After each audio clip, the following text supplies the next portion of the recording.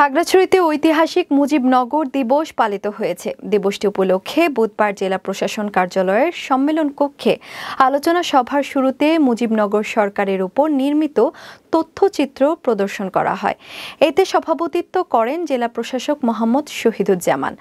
অতিরিক্ত জেলা প্রশাসক জোনায়েদ কবির সোহাগের সঞ্চালনায় আলোচনা সভায় বক্তব্য দেন উপজাতীয় শরণার্থী বিষয়ক টাস্কফোর্সের প্রধান নির্বাহী কর্মকর্তা কৃষ্ণচন্দ্র চাকমা, স্থানীয় সরকার বিভাগের উপপরিচালক নাজমুন আরা সুলতানা, বীর মুক্তিযোদ্ধা আব্দুর রহমান প্রমুখ।